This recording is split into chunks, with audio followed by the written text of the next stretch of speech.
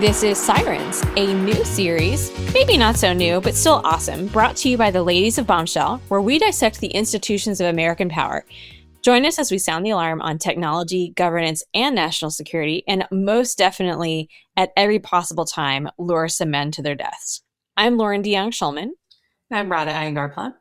And this week, we have an amazing guest to talk us through what is going on in Iran with Dana Stroul. But before we get there, I want to start with a question that you would definitely believe that I have strong answers around because of the number of boxes in my sunroom right now, which is, what is your favorite recent Amazon purchase? Radha, do you have a favorite? Okay, I do. And it's these book lights. Here's the thing. Santa discovered these book lights as stocking stuffers in December. Yep. And Santa has a tendency to forget that there are four humans in this family, and sometimes only gets three, and then feels sad that the fourth person who is there, namely me, does not have a book light. So these book lights are amazing. First of all, they clip on to the book with the bookmark-like quality. Incredible. Second, they then fold flat, so they aren't really bulky. And then they have a variety of different light levels and a little timer on them. But they're only you can't see me because this is a podcast and we don't do video, but they're only about say the length of a finger. So it's just the perfect book light. And I am a person who sometimes wakes up in the middle of the night and wishes to read for a little bit before going back to sleep. And having an effective book light with both dimmers and timers is just great. And my kids use them. It's just the greatest book light. I feel like I'll drop it in the comments when we post this because what I love about this is I literally asked for a book light for Christmas this year because I likewise wake up in the middle of the night and want to read a book sometimes. And my book light also makes me extremely happy, but I didn't purchase it. So I will mention for myself, I really love having a variety of cloth napkins in my life. Oh, to the degree that now whenever I search on Amazon for, I don't say variety packs, but that's effectively what it is. Variety packs of cloth napkins, which are basically just here's a bunch of random napkins that we threw in a box that have different patterns together. It's amazing because there are some that are kind of random scraps of cloth that maybe some lady had from her quilting. Maybe it's actual napkins that didn't actually make it to be shipped to somebody else. But when you start going down this path, you start buying a lot of napkins. So if you come to my house for dinner, don't you worry, you will have a napkin for your face, and it will definitely not match with the napkin that is your next door neighbor's because I have so many variety packs of cloth napkins in my house, and it makes me very happy.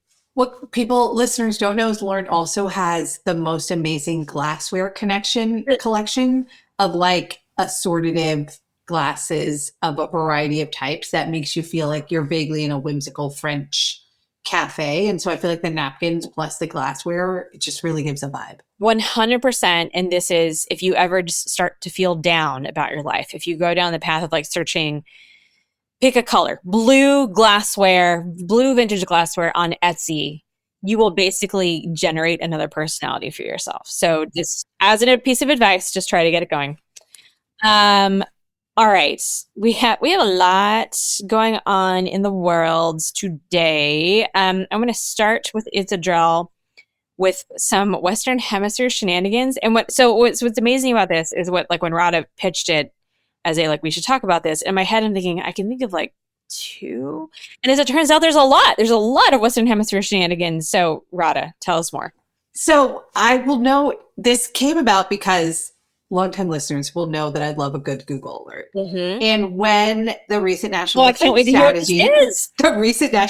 Strategy noted Western Hemisphere as our priority area, I thought I should put some terms in related to Western Hemisphere and see how this changes my Google alerts and newsfeed.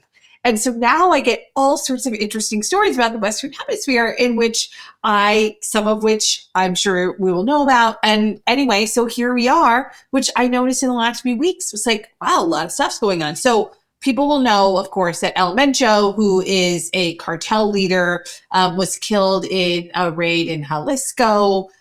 There was U.S. intelligence support. This is a slightly complicated because the Mexican government has had a mixed approach on how to deal with cartels, but bottom line, killed, and then like all hell broke loose, basically. And there was a bunch of fighting. There was like 70 to 100 people killed. There were National Guard members from Mexican National Guard members killed. There is a power vacuum and some fighting. And I'll note two things, which is the fighting is concentrated in areas, so it's not like all of Mexico is under fire, but also this was not super calm way to take out leadership. And so, I'm interested to see kind of where we are in that. And at the same time, there was a shootout with a speedboat where 10 armed Cuban Americans stole a Florida boat and entered Cuban waters. The Cuban Coast Guard killed 4, wounded 6. They seized a bunch of assault rifles, Molotov cocktails, and night vision devices. And Cuba is calling this a foiled terrorist intervention. I'll just note things are a little on edge in Cuba generally because there's a big energy crisis because they depend on Venezuelan oil, which has been largely cut off following the Maduro seizure operation, which brings me to Venezuela, which folks may remember. We went in there and kidnapped/seized, I don't know what word we're using for this, we gathered their president and brought him to New York, which, we gently encouraged him to come. I guess he's either appearing in a New York courtroom or high kicking his way through New York. Time will tell. But there are a bunch of political prisoners still in jail, hardliners still in charge of the security forces, some limited U.S. naval presence in the Caribbean, except they sent everyone else to the Middle East. More on that later in the show. And there's not a real democratic transition, but they have found the vice president who's maybe willing to do business with the president. So that's where we are there. And if you thought that was all that was happening, you'd be wrong, because there's also Peru, where Peru's Congress removed its president over undisclosed meetings with a Chinese businessman who was holding active government contracts. And this is part of a bigger story where the U.S. House Select Committee has identified a number of Chinese-linked space and surveillance facilities across Latin America just this week. And just if you were thinking that it was only political and military issues, to close out the week in Brazil, there was a massive catastrophic flood with 55 dead, thousands displaced, and rainfall about 3 times that above normal. So basically, Loren, we've got a dead drug lord, a speedboat shootout, a captured president in New York, a Chinese corruption scandal, and biblical floods. And I give you February in the Western Hemisphere. So when you started this, at first I thought, maybe it's just that it's an entire hemisphere and we don't pay enough attention to it. But I honestly, now that we've gotten to the end, this seems like a lot.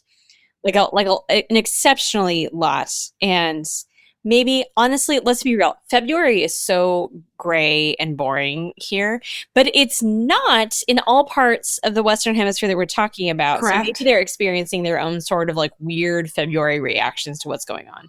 Sure, I'll give you that.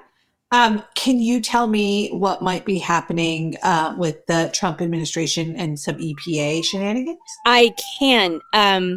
So I really love the name of this policy, the Endangerment finding, which is not actually about wild animals. So just to give it a little more context here, a couple weeks ago, on the day I launched an entire massive new organization about regulatory ingenuity and climate. Thank you, Trump administration. The Trump administration killed the Endangerment finding, which is a 2009 EPA determination about greenhouse gases. It was stating that they endanger public health, which was basically the big legal structural piece of policy that is the basis of more or less all, not all, but quite a bit of all of federal climate regulation. So basically, everything that came after saying, here's all the reasons that you have to stop doing things, start doing things, measure how you're doing things, was based on the endangerment finding. Lee Zeldin called this the single largest deregulatory action in American history, and he is probably not wrong. And some climate advocates, myself possibly included, are saying that, like, so yes, this was a big deal. This was really bad. We should be very, very, very mad and sad. This is very bad. Not are saying, like, actually, we should have seen some of this coming, because the revocation of all of this shows something that, like, we should have all realized a while ago, which is that the building the entire federal regulatory architecture on this one scientific add-on was always going to be pretty fragile. Our entire legal apparatus around climate change is based on structures that were built in the 70s to halt or slow or mitigate pollution, as opposed to all of the actions that we need to take today. And with all the changes that have happened over the last few years when it comes to legal deference and understanding of the role of the executive branch, whether it be Chevron deference and Loper Bright, the Western Virginia versus EPA and the major questions doctrine, the fact that Congress has really never passed a big actual piece of legislation authorizing greenhouse gas regulation, all of these things add up to being a big weakness in how we think about managing climate change. So an argument to consider is to separate from the fact that, like, this was a bad thing to do, a big deal, and, like, a problem. It's also a moment to say, like, maybe this was not actually an entire death blow, but a moment of reckoning to say we need a different legal foundation for how we manage climate change. That's going to take a ton of work. And I think that it's something that we're not entirely prepared to grapple with, but it's going to take in this mid-transition moment where we're dealing with a big economic and energy transition at the same time as we are many other things. It's going to bring a whole lot of other tools to the table in terms of, like, what kind of toolkit we need next. So all that endangerment finding and big deal, possible opening to say, like, all right, maybe what is the next thing that we need that is actually going to hold up from a legal basis in order to address climate change? I do think there may be some opening here, ironically generated by the big energy demands from data centers, where we're looking at, even solar now, and certainly nuclear. And I think that opens a conversation on some of these regulatory issues that had to date been hard to generate proactive support elements for. Yeah. So maybe. Yeah. Coming at it directly versus sideways, a better thing for democracy, hopefully better thing for climate too. Okay. Last but not least, I have mentioned this a couple of times in different ways, but this is an OPM has finally proposed their draft forced distribution policy of federal employee performance ratings, basically meaning that agencies have to grade a fixed percentage of their workforce as low performers, middle performers, higher performers, in the same way that you would have done a test when you were in middle school, regardless of where they actually are. And their justification is not bad. There is some interesting data that comes out with 43% of federal employees getting outstanding ratings in the last year. That is probably grade inflation in some ways, maybe, but also maybe not, because maybe you're just getting some really exceptional public servants. But here's the thing. I would like to call the 1980s and say that you should take your workforce management policy back, because the business world already ran lots of experience in this space. You've heard about it through Jack Welch.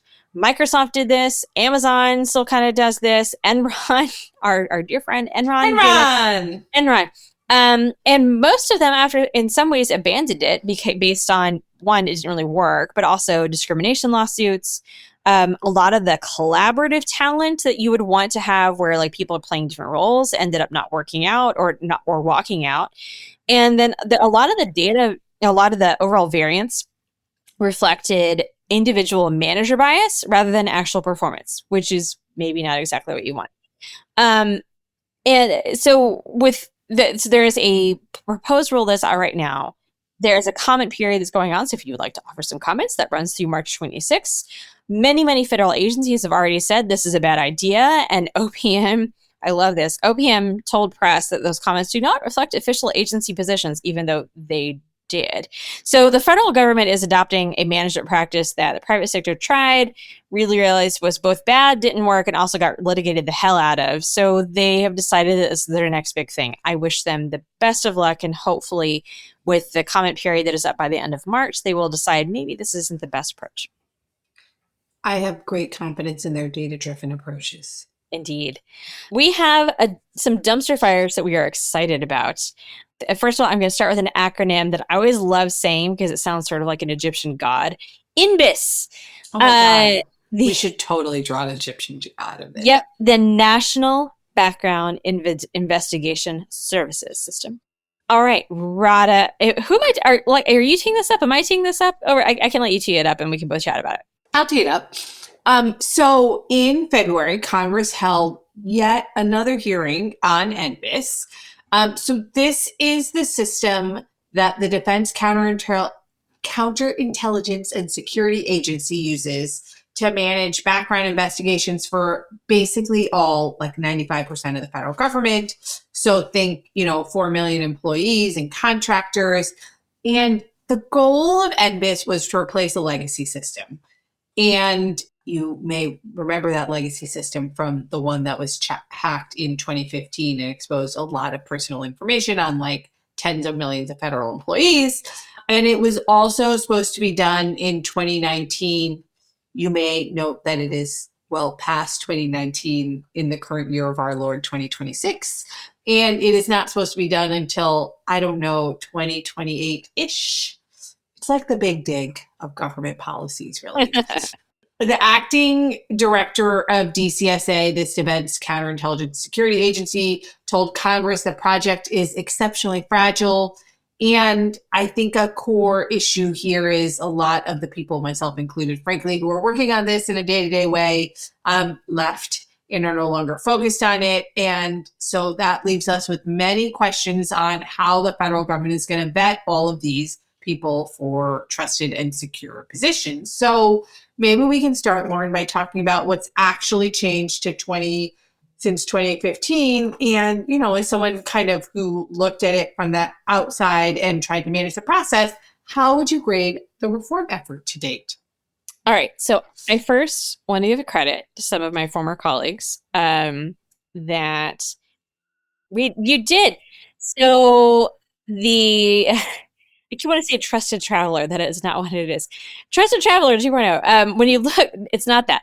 When you look at what has actually changed since 2015, the move to DCSA, continuous vetting, the backlog reduction, there's a lot of things that have actually genuinely gotten better. And I think it's good to kind of break the mythology around this. We had a huge backlog of the security clearance cases, close to 1 million as of like 2018 or so. And that's been driven down significantly. And where, frankly, still a lot of the backlog is in the contractor community, but it is a major improvement that the backlog is not nearly so significant, because that has impact around mission, is that impact around delivery of services from contractors and so on.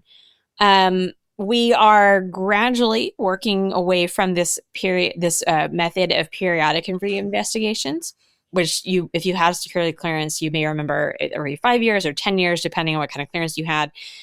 That was a snapshot to a more continuous vetting process that runs automated checks on cleared personnel in, let's say, closer to real time. So that, let's say you got arrested one night or you got a DUI or things like that, that would turn up quickly rather than waiting for the next investigation. Social media is now part of the vetting process, for better or for worse. This is a lot. And the SF-86 has actually been, or is being replaced by, a new vetting questionnaire that modernizes some of the questions, has new approaches to how it asks things, has generally a more, if not genuinely friendly, but like friendlier approach to how this is being done. And a lot of that function has been consolidated in theory, which creates accountability that didn't really exist. However, we still have lots of problems where TS investigations still take a really long time. A big difference between the goal of 80-ish days versus 200-ish days, which is where we are today. And some of that is people problem, some of it's process, but a lot of it is this IT fragmentation that we're going to talk about today, where adjudicators have to spend a lot of time in data reconciliation that a modern integrated system would just like handle. We also have some gaps that we see in security around the existing system that the GAO continues to hound the US government on, which continues to pose some of the same vulnerabilities that we saw the Chinese take advantage of. And with all of this, as long as things are delayed, there are obvious mission impacts where if you need somebody urgently and they don't have a clearance and they can't do this today, that's a problem. So where people either get an interim clearance where they are waiting and waiting and waiting to do their roles, or their agencies simply don't hire because it's just frankly cheaper and easier for them to do. So you've given us a little bit of a sense of this already, but I mean, obviously the core issue here is that we've got a bunch of legacy systems running a process that needs to both improve in scale and speed. So maybe let's think about this let's reframe this in a positive way. So there's been a real problem here, and here we are. What does an actual fix to this mean? And I mean that not in the let me wave my AI magic wand, but what does it mean to fix this process and structure rather than just org charts or two? Yeah. So what NBIS is supposed to do is integrate systems across the case initiation, like you're starting your clearance, the background investigation, the adjudication of that, and continuous vetting. So it's all in one integrated system, as opposed to being disparate ones that have to be kludged together in some way. That should allow for automation. It should allow for more machine readable data to replace a lot of things that people were doing before and just reading through and seeing what they're seeing in real time. It should allow for a better understanding of where clearances are at. Those of you who have hired people before or who have been in a system like this before know that there's so many phone calls that get made to investigators around where's the status at? How quickly can this move? What happens in this space? Where this allows, hopefully, in theory, can allow for more transparency around where things stand. And I think one of the things most important is it should allow for better utilization of the continuous vetting capability so that you have more automated checks on the folks who are already cleared rather than waiting for that every 5-year, 10-year process. All of that means both a better and faster process, but also more transparency for those who are actually managing this day to day. And also you get people you don't have to lose talent because they are waiting days, weeks, months, even sometimes years to be able to get jobs that they are the best person in the world for. So it has a lot of potential to be able to be when this is done right, it has a lot of potential to make a huge difference. I mean, just riffing on that for 1 second, and then I'll ask you one question just to close this all out. But I think the key piece you noted here, we're talking about people in the government system, but this also impacts contractors, is the time to delivery here really matters. And the time is not just long, it's also unpredictably long, which I think makes it really hard to plan and think about what to do. So maybe, to what extent do you think this is something that needs management attention, that this is something that needs different contractors, so this is something that needs culture or leadership? Where if you were going to wave a magic wand and try to think about really trying to fix this situation, how much would you focus on this culture and leadership piece versus other parts of the puzzle? I mean, culture and leadership is not a small piece of this. I think that for too long, it was, despite the fact that there was lots of senior leaders who were paying attention to it, the specifics of it were delegated down too far. And you see this happen a lot with complex contracting within the federal government, where there are contracts being executed the people overseeing them simply do not have the knowledge, the technical knowledge to be able to oversee.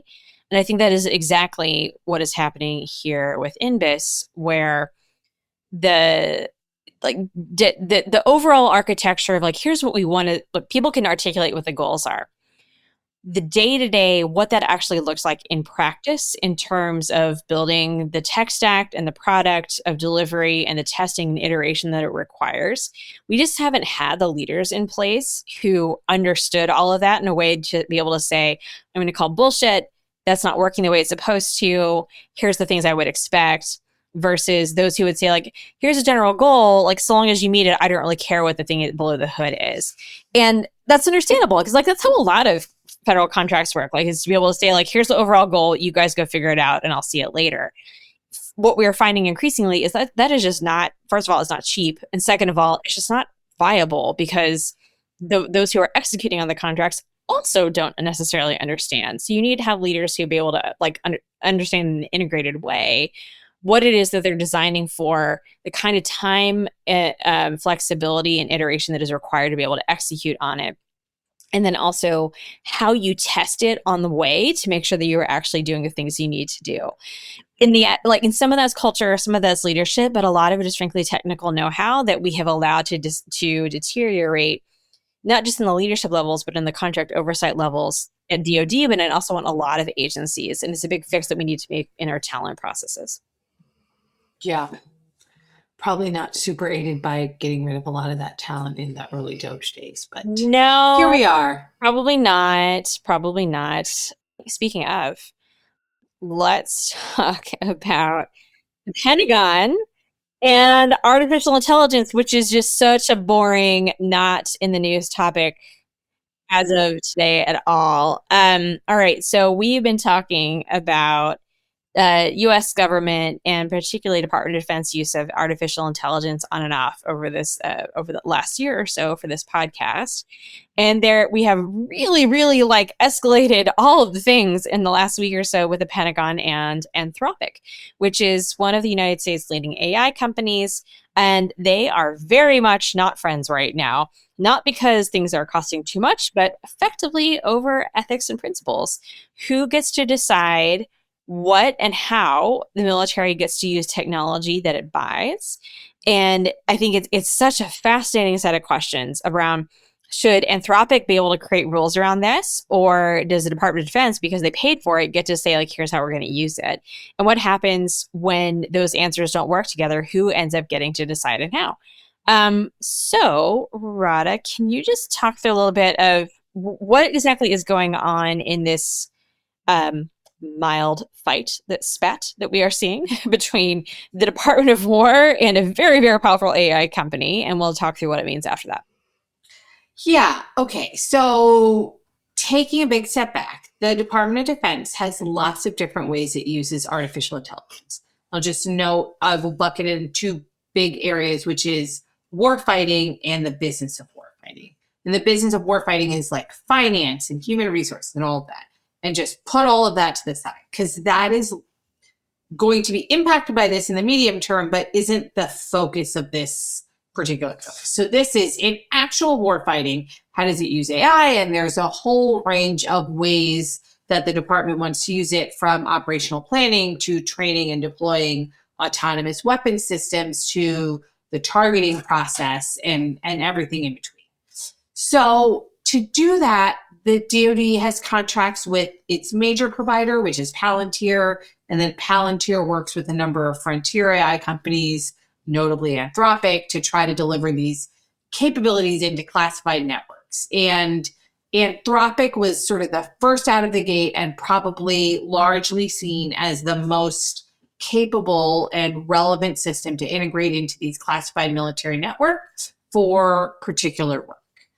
Those contracts had acceptable use policies, which Anthropic in particular, but all of the AI companies have, which are aimed at limiting how the models can be used in particular types of operating uses. And their big red lines relate to mass surveillance of US citizens and fully autonomous weapons. That is, weapons that are identifying identifying, selecting, and executing targets without any human intervention, right? So all three of those steps without any human intervention. Okay. So Anthropic had some questions and concerns about, as reported in the news. I will note I have long been out of the Pentagon and have no inside information about this, but as reported in the news, that Anthropic had some questions about how their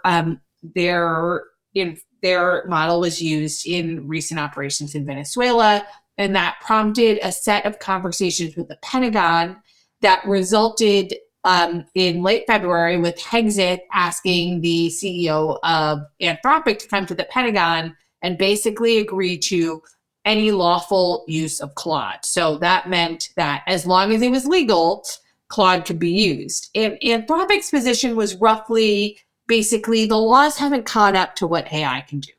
We don't think the technology is super reliable. And so we are not sure that you have the right kind of operational testing and evaluation. And we don't think the laws have considered the full range in which AI can integrate and deploy rapid information. And so we don't think the lawful standard is sufficient. And the Pentagon said, we are the judges of what appropriate use is. Once we've bought it, you can't tell us where we can fire. If we bought a missile from you, you couldn't tell us which targets we could fire it at. We bought an AI system from you, you can't tell us which things we can use it. That resulted in a rapid escalation with Trump truthing. Are we calling it truthing? Truthing? I don't know, but I really like it. Okay. Truthing that Anthropic was a bunch of left-wing nut jobs, and then the Pentagon tweeting that they were declaring Anthropic a supply chain risk. And as we're recording this Tuesday, my understanding is no actual documents have been sent from the Pentagon to Anthropic, at least again as reported in the news, but that's a designation that's typically reserved for foreign adversaries. I'll just note in rounding out this story that two other things. One is that the Pentagon has been trying to sign agreements they signed with Sam Altman's OpenAI, like the same night they broke up with Anthropic, which is like a little bit like, you know, having a new girlfriend the night you break up with your old girlfriend. Like, I mean, man, you don't have to do it Friday, like give it the weekend. So even Sam Altman admitted the optics are bad. And also a bunch of employees in OpenAI and Google signed open letters basically supporting Anthropic in questioning this OpenAI deal and what was there. So that's kind of where we are. Wow. Okay. And also just PS, like Sam Altman's tweets were, I admired them for being so awkward and vulnerable as they are, while also being like, wow, like, I just want to press rewind on like 5 years and just go back a little while before we had to deal with any of this. Okay. So this is fascinating to me because the conversation that is being had between DOD and Anthropic is wrestling with questions that the Pentagon has been talking about for a while. And we both have, you have dealt with this. I have some former colleagues when I worked at CNAS who worked quite hard around how the Pentagon should be using AI and autonomous systems. And in none of those conversations, I don't want to speak for you, but in none of those conversations that I've been privy to, did anyone feel as though they were comfortable? It was more that like there is friction and we're doing the best we can, but we are trying to learn a lot all the time on like what the best possible uses are, given how much these systems are changing. So I'd love to, if you could just ground us a little bit, like what does responsible AI mean in a defense context? And how has the Pentagon been working through that question? And does it have like a framework that it's been relying on? Yeah. Okay. So let's start with what high level. What does responsible AI mean? Responsible AI means that your AI system does the things you want it to do and doesn't do the things you don't want it to do. That's it in a nutshell. Okay. So the Pentagon's journey here has been, I'll call it sawtooth. It started off with a big spike up, which is the Department of Defense, then the Department of Defense, was the first military to adopt these AI ethical principles. It was signed under actually the Trump one, under Secretary Esper, and it included these principles of responsible, equitable, traceable, reliable, and governable. And this framework was actually a pretty serious and substantive effort to try to bake in ethics into acquisition and deployment and sort of lay a marker, proactive marker on how AI could be used. That was followed up with this DOD Directive 3000.09, which was actually a relatively old directive, but it was updated in 2023 and provides this foundational policy on the appropriate levels of human judgment to be used in autonomous weapons. I just want to be super specific that this is a DOD directive, and so it's not a statutory constraint. It's like, you know, when you label a phone number, like, don't answer this phone number in your phone, like, it's still in your phone, you can answer it, but you told yourself you don't think you should talk. There's a sort of inherent tension in the DOD's framework in the sense that it both supports these guardrails that Anthropic is insisting on. It has this notion that there exist rules above the lawful use standard that Hexit is hanging his hat on that are not necessarily that the lawful standard isn't the baseline you want to have. And I'll note that the AI action plan from this Trump administration actually references those responsible AI frameworks and keeps that going. So that makes it just complicated because there aren't statutory constraints that Hexit can really fall back on. It's DOD's own constraints, but this administration has reaffirmed those constraints. And so open question, I think, on when they say lawful use, how they're interpreting that combination of words. I mean, this is, I don't expect you to answer this, but something that has been on my mind is this conversation between DOD and Anthropic.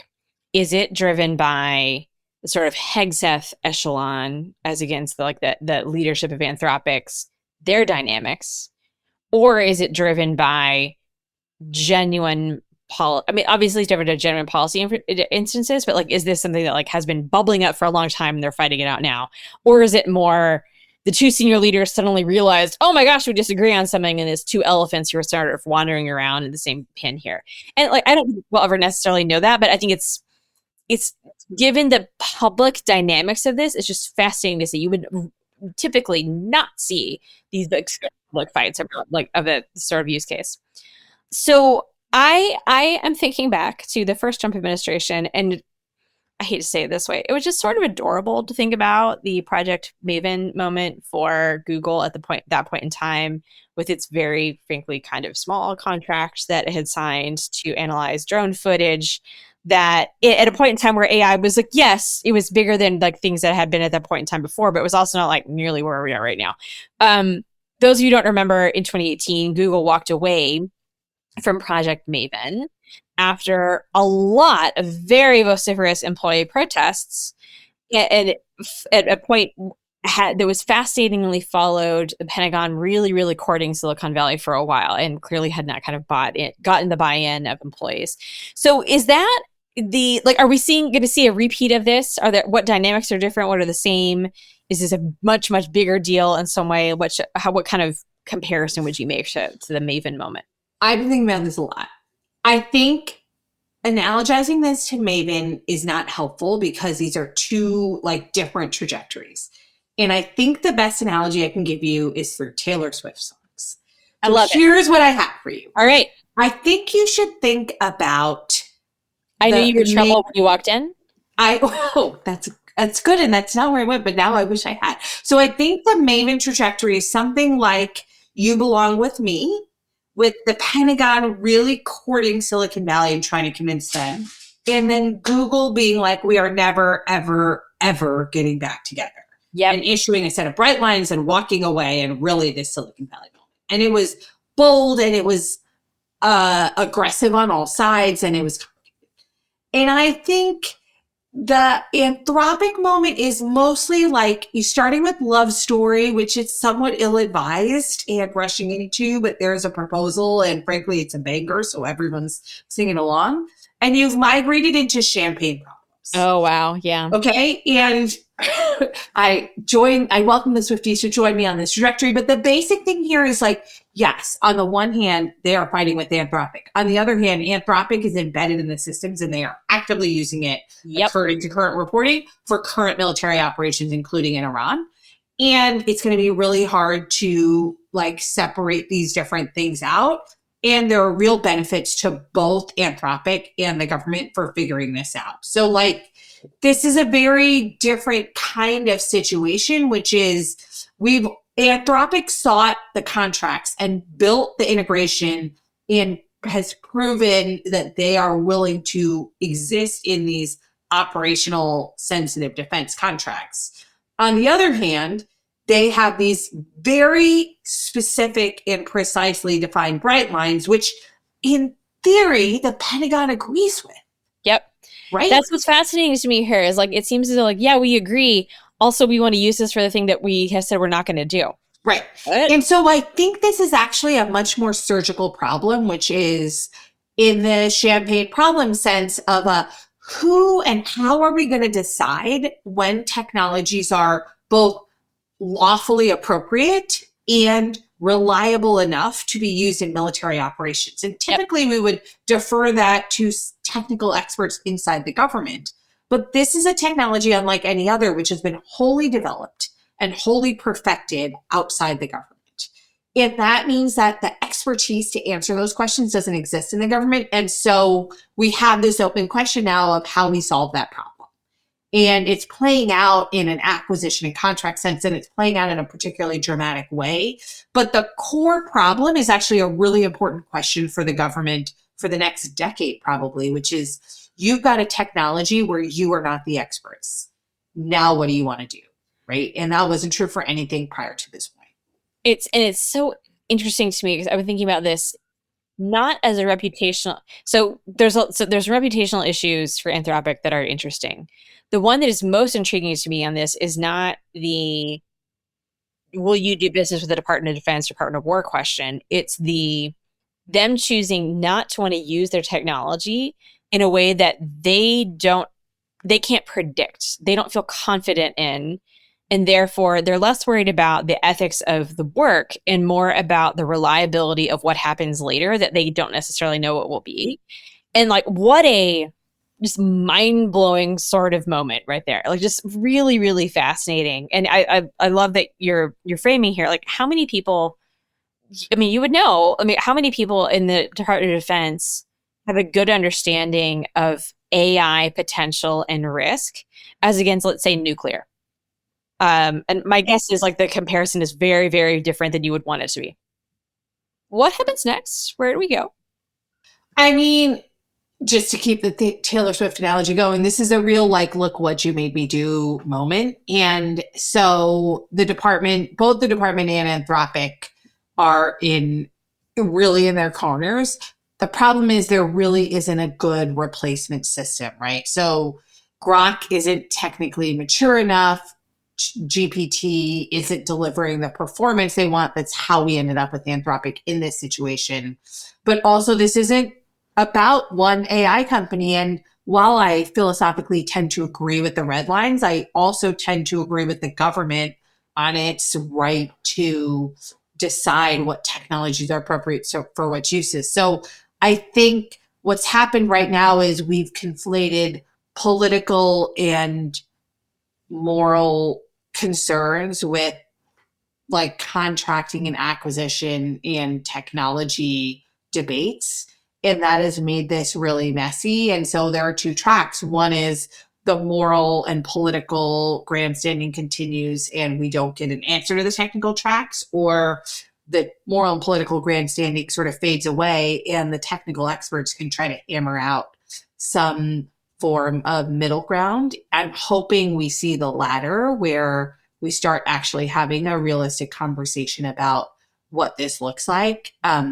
But it's going to be hard to do that with the political overlay right now. So I think it's a big open question. Well, let's move on to a happy topic and talk about what's going on in Iran in Warning Signs. This episode for Warning Signs, you are probably not surprised at all that we are epically furious, that we are engaged this week in a conversation around U.S. operations in Iran. we want to cover a little bit of like what is happening here today in this moment. We're recording on Tuesday night, but also as best we can talk through what are some longer term implications for U.S. expectations there for the region. And what on earth was anyone thinking? And with that, we are so lucky to have our very dear friend, Dana Stroul, who is the Director of Research at the Washington Institute for Near East Policy. She was a complete badass who served as the Pentagon's top civilian official for the Middle East at the Deputy Assistant Secretary of Defense, now the Deputy Assistant Secretary of War, the DASWA, or however one says that, during the Biden administration, and was a colleague of me and Radha for a long time over the course of our careers at Department of Defense and elsewhere. So we want to start with a question of, as we are here on Tuesday night, for anyone who is just like, whoa, what's happening? Where am I? What's going on? What is going on right now? What just happened? We don't wait, like the short version, whatever the short version looks like. What just happened, and how big a deal is it in this spectrum from extremely big deal to, oh my fucking God, very big deal? Well, it's really such a pleasure to be with such badass colleagues and be reunited with you guys after so many years of working together inside the U.S. government. So I would put this as like really close to a big fucking deal. The president, and we should be very clear, President Trump has declared a very significant war without articulating exactly what the strategy is, absent having a coherent U.S. policy toward the Iran problem set, absent going to Congress to make the case for an authorization for the use of military force, absent making a clear case that there was a pressing, real, imminent threat that allowed him to do this under his Article 2 constitutional authorities, has launched an open-ended war against Iran. So let me just make a few comments about how we got here. Broadly speaking, the U.S. government across at least the past 5 presidential administrations, both Republican and Democrat, have looked at the challenge of Iran, its nuclear weapons program, its ballistic missile program, its support for a vast network of terrorists across the region, Hamas in Gaza, Hezbollah in Lebanon, proxy militias in Iraq and Syria, as well as Bashar al-Assad, the Arab state partner of Iran until very recently, and the Iran-backed Houthis in Yemen, looked at all of the lethal capabilities of those proxies, plus the missiles, plus the nuclear program, and thought through, do I want to try to resolve this through negotiations and diplomacy or military force? Then considered what the retaliation could look like from Iran should military force be applied against the regime, and what could look like in terms of ballistic missiles raining down across the Middle East, civilian populations, critical energy infrastructure, U.S. military bases, the 30 to 40,000 U.S. military deployed across the Middle East at 5 large bases, big U.S. diplomatic missions, and said, I think I'm going to go for an imperfect deal at the negotiating table rather than consider the cost of all of that potential retaliation. And that's what happened until the second President Trump administration. But I also just want to make 2 other points about this. Think about the Middle East and how the United States has used or conceived of using military force pre-October 7, 2023 and post-October 7. So October 7, 2023 is when Hamas launches terrorist attacks against Israel. And at that point, Israel starts to, with the increased U.S. military platform, directly confront all of Iran's militias and proxies across the region. But then a year later, in 2024, begins to directly confront Iran. And since 2024, the United States has steadily been increasing its active support to Israel. April 2024, October 2024, then you get to 2025 in the President Trump administration.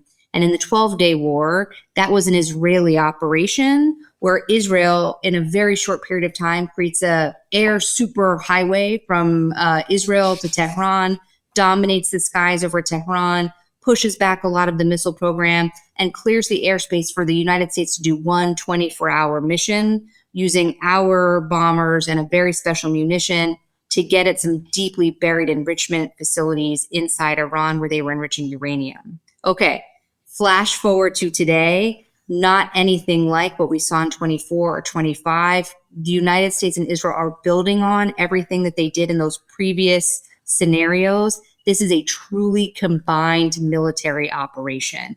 Division of labor, shared intelligence, complete operational deconfliction, and you can see them moving from stage to stage seamlessly and sequenced together. And that is where we are today, despite neither leader, Israeli Prime Minister Benjamin Netanyahu, nor American President Trump, defining exactly what they are trying to achieve in this unprecedented combined military operation.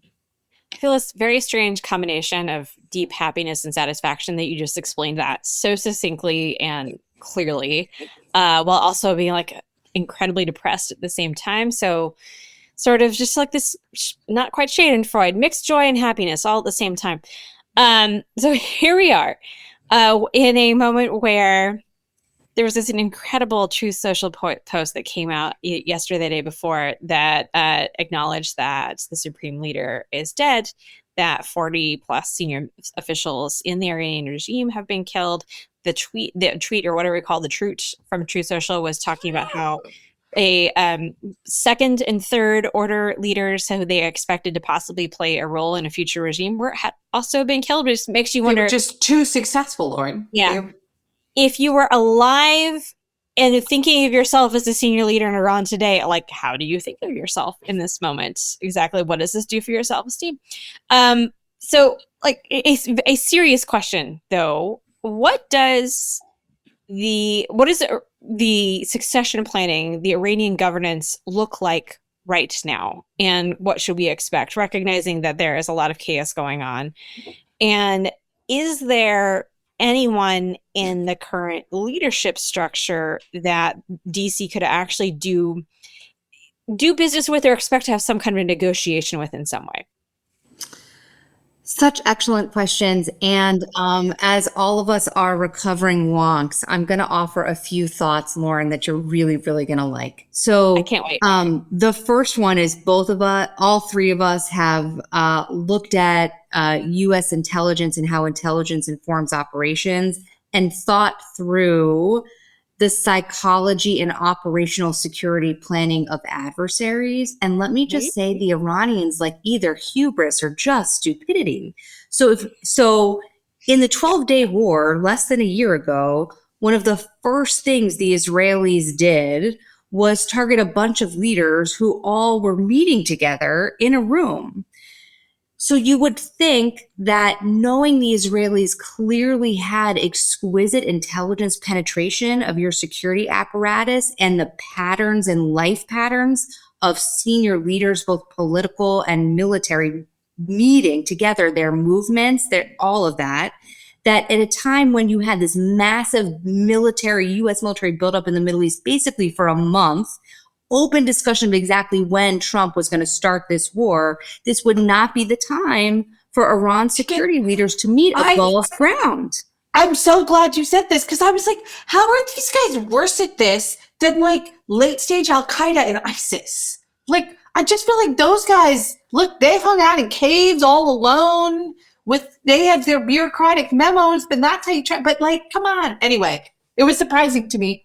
It is also surprising to me, and I think it is just such a reminder for me, like, of humility. Like, don't discount the stupidity and hubris of your adversaries. But these guys all had a security meeting above ground next door to the supreme leader's residence.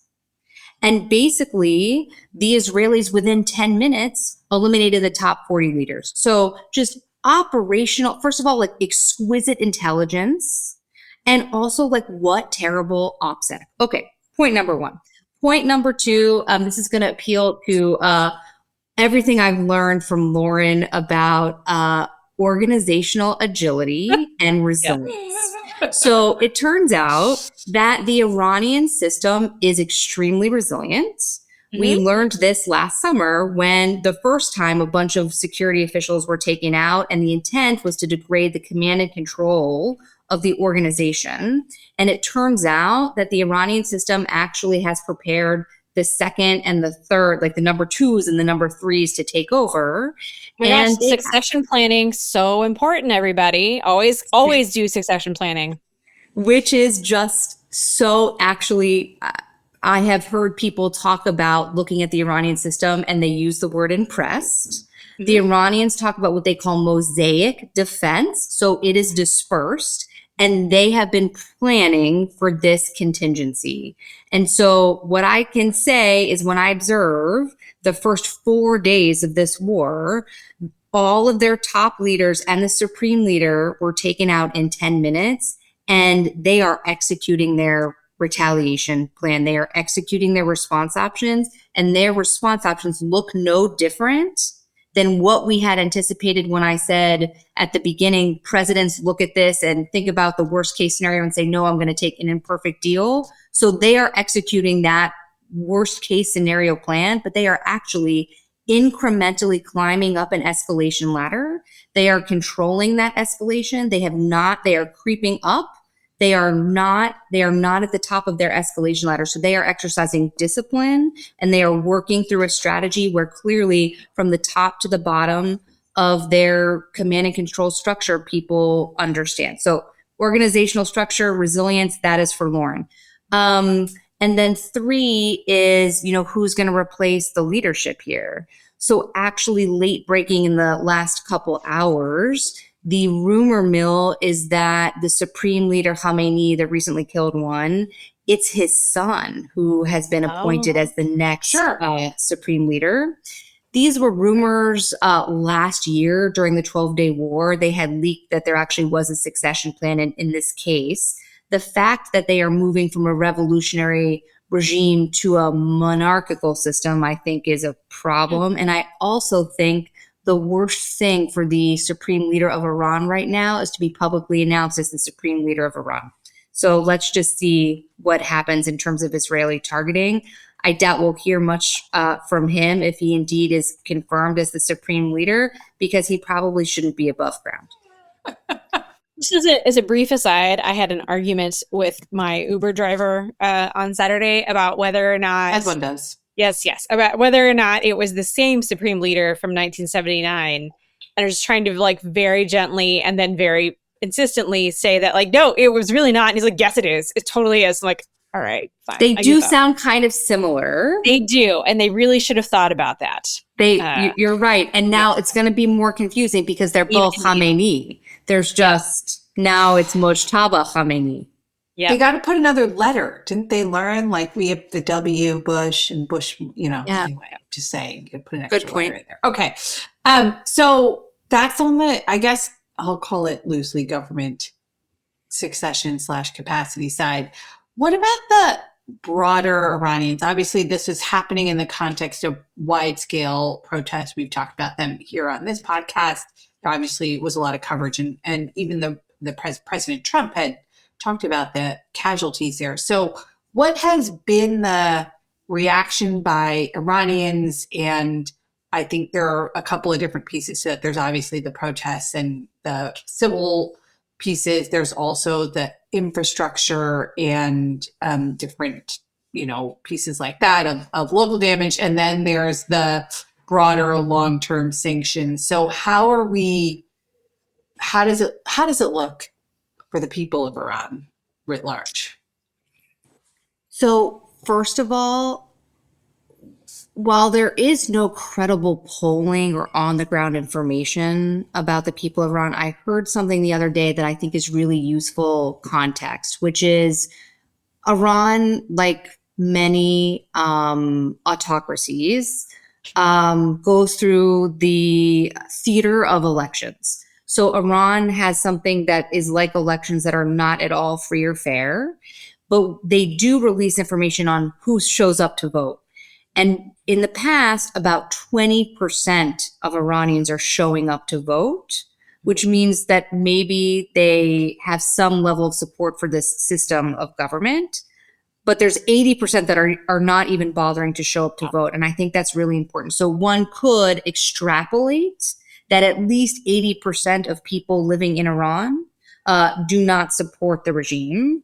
and are in Iran, and they are proud Iranians and nationalists, but do not support this regime.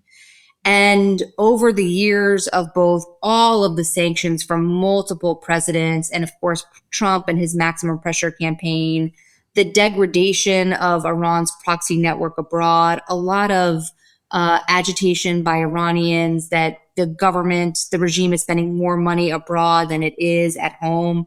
The experience of Iranians last summer where they had no bomb shelters to go into during the 12-day war, no information from their government. And we've had rolling protests for years now. The Green Movement, Women Life Freedom, truck drivers, and then most significantly in mid-January, basically across Iran, geographically diverse, ethnically diverse, socially, economically diverse. You have these mass protests against the regime. The regime is unable to stabilize the economy, stabilize the currency, keep the lights on enough for people to go to offices and schools 5 days a week. They've even mismanaged the water table in Iran. So there was active discussion about having to move the capital outside of Tehran. So this is like a supreme leader who purports to represent God on earth and clearly has failed at governing or providing for his own people.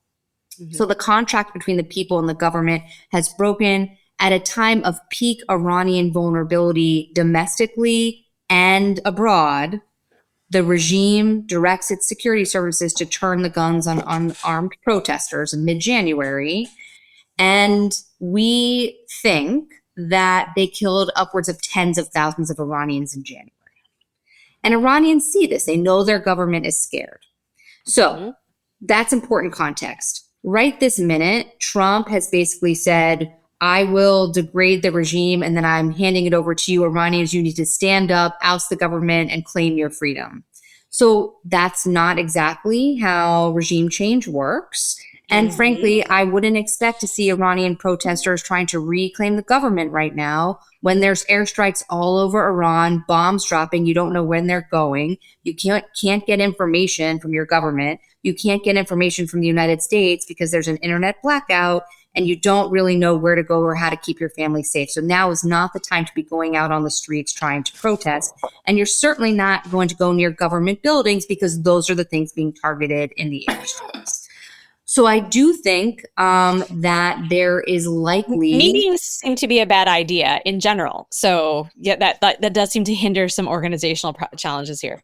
I think there are organizational challenges, and generally airstrikes are not how one supports civilian unarmed protesters from enacting meaningful change. And I would say the kind of tools one would want to put on the table, and this, of course, is going to appeal to Loren and her good governance and how you do effective governance, would be to not defund and dismantle the non-military tools in the U.S. national security toolbox. So we have these calls from the president, very hard for the Iranian people to make good on that opening at this moment in time. And I think it remains to be seen in the coming days what this looks like. But I think Trump is just going to say, I told you I'd give you an opening. I ensured that the supreme leader could be killed. If you don't stand up and take this opportunity, that's not on me, that's on you.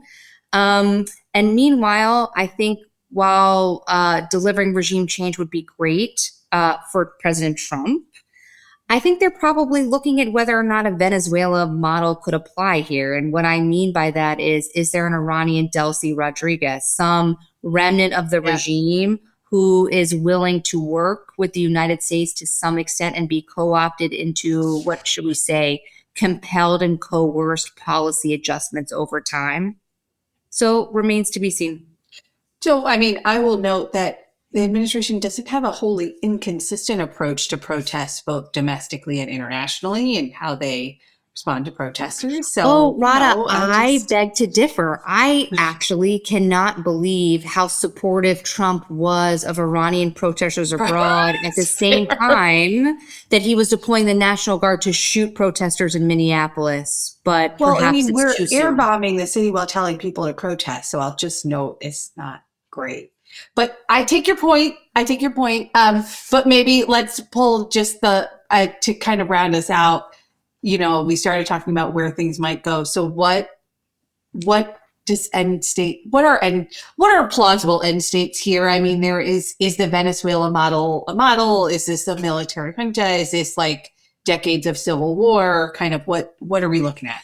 Well, you just listed all of the possible options. Let me start with what I think I would propose are U.S. national security interests. Let's start with what would be ideal. What would be ideal is an Iran that is at peace and integrated into the region, not pursuing a foreign policy that is to hegemonically superimpose its will on the rest of the Middle East, and a regime, or let's say a government, that actually invests in, is accountable and responsive to the people of Iran. So you'd actually need internal change and external orientation change. That's what would be ideal. And in terms of hard U.S. interests, we have an interest in Iran that is not pursuing a nuclear weapons program or capability, is not investing in ballistic missiles, hypersonic missiles, trying to develop intercontinental ballistic missiles whose range can go far beyond the Middle East. You don't need those sorts of things if you're at peace with your neighbors in the world. And 3, a government that is not actively cultivating non-state actors and bad guys to like have a stranglehold on governments beyond your borders. So that's what we should want. It's not clear at all that the current war, which is just airstrikes, is going to get us there. And I think there's a couple outcomes. Let's just start with the best case here. One of my colleagues at the Washington Institute likes to say, when I say there really isn't an organized, charismatic opposition that can actually lead this transition, one of my colleagues says, actually, there are a lot of Iranian Nelson Mandelas. They're just in prison. Yeah. And so the question is at some point the Iranian regime has been so effective at dismantling, killing, torturing, and discrediting any viable opposition. Is there something that can rise from within Iran and actually lead this as an alternative? So that is what we should aim for. Of course, there's chatter about things like individuals like the son of the Shah, Reza Pahlavi, currently, I believe, a Californian, maybe current, and now sitting in Paris trying to figure out his way into Iran. There are other groups that are trying to present themselves to the Trump administration as viable opposition. But anyway, best case scenario, you actually have some sort of leader who can organize the opposition, work with the United States, and both stabilize and reconstruct Iran and orient it in a peaceful manner. Okay, unlikely.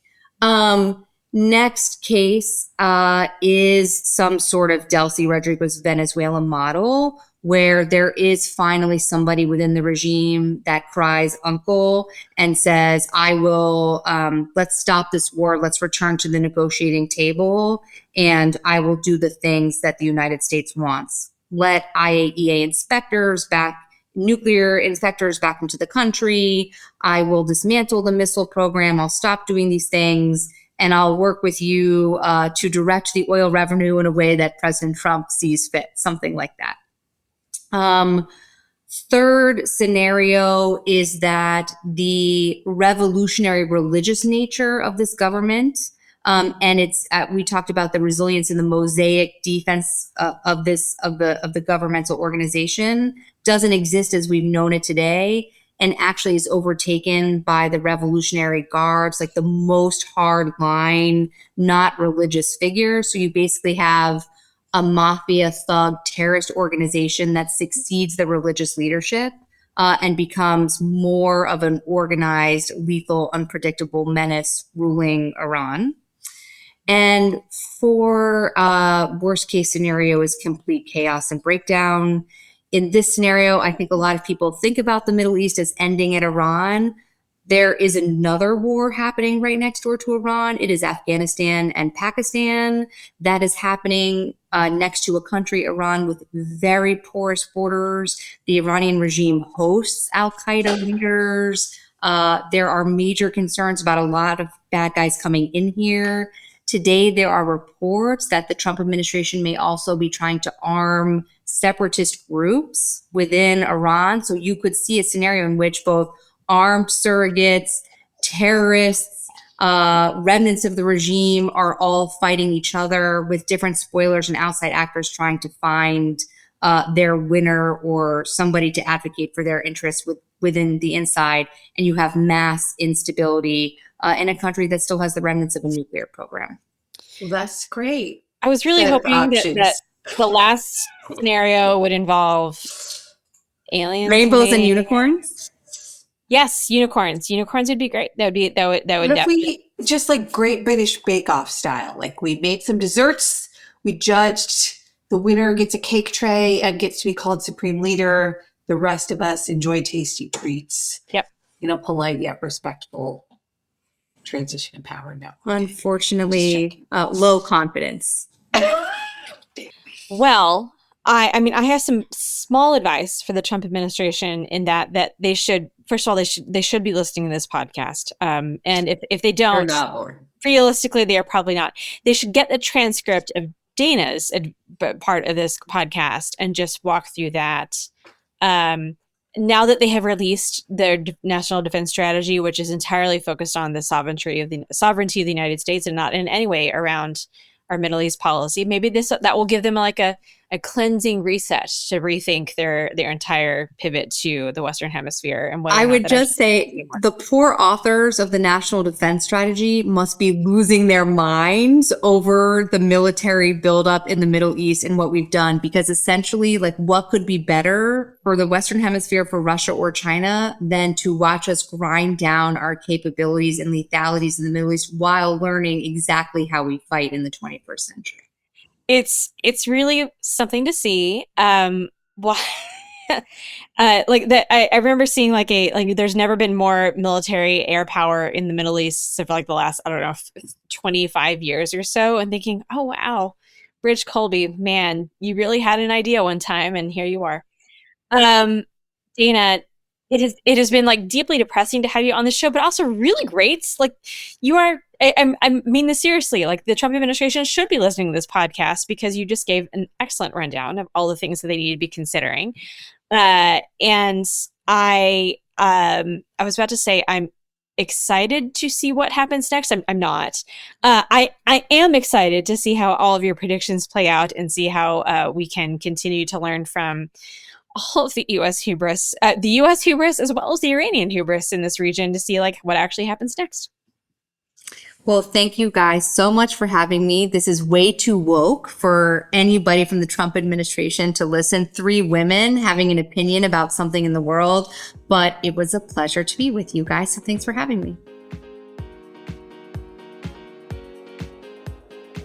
All right. So this week for Gangsha, we are recording in the month of March, which means that if you go to places that change their decoration based on the month that it is, you've moved on to green, my favorite color. We wanted to talk very quickly about St. Patrick's Day traditions. For me, I have 2, which are I attempt to make soda bread every year and never really have managed to get a recipe that Same. Oh my God. So like I've made soda bread scones, I've made soda bread, and like it's fine, but I feel like it could just be better. Given all of the things that are possible here, it could definitely be better. The other one is I tried to make corned beef in various ways. My favorite version of this is one year I cut it in half and I put the one half of it in the freezer, got it out thinking that it was a pork shoulder, and made what was supposed to be a pork shoulder ragu, and it was just like sauteed. And I'm like, gosh, this just seems really salty. What's going on here? And then I realized, oh my God, it's corned beef. So I made a corned beef ragu. How was it? It was salty. I would say good, but really, really quite salty. So I would not recommend it necessarily as a recipe. Apparently there's a trick where you put potatoes and things that are too salty and they suck up your salt, which I feel like fits with this. That would have been perfect. I should have done that if I'd realized anywhere closer to dinner time. What about you? Well, I too have this trying to make soda bread and failing. And I also feel like if I add a different dried fruit, maybe that will solve it. And it doesn't. That's my answer to you. Tried a variety of dried fruits and cherries, berries, cranberries, raisins, nothing really, currants. But I think that, I mean, the honest answer is what it probably needs is just yeast. It just needs yeast. yeah. And we Jeez. just, yeah. But the other thing is we are a family that likes a good door decoration, like wreaths and variety. Mhm. So we don't have a good St. Patrick's Day one. And we have painted a shamrock. We've made some green things. So anyway, every year we try to make our door decoration in the hopes that that's the one that's going to stick. And maybe this year will be it. But St. Patrick's Day door decoration, that's our tradition. My other St. Patrick's Day thing is like one time my husband and I years and years ago, pre-kids, were in Alexandria and had gone early in order to go sailing later on, and we decided to go to brunch. So we're at brunch, we're sitting in Old Town Alexandria, and all of a sudden we hear a bunch of bagpipes playing Scotland the Brave on repeat over and over again very loudly, and realize that we have like locked ourselves into the St. Patrick's Day parade in Alexandria, which goes on for a long period of time and appears to be some very excited bagpipe players. And I just want to know, like, how does Alexandria have like so many bagpipe players? And also for the St. Patrick's Day parade, why are you playing Scotland the Brave over and over and over again? But that is my... Well, apparently there are Irish bagpipes and Scottish bagpipes. That's all the information I have on that. Please no follow-up questions, but yes. I'm sure that they just have ever so slightly different accents. I'm sure. Right, with that, thank you for visiting us with another round of Sirens. We will see you next time.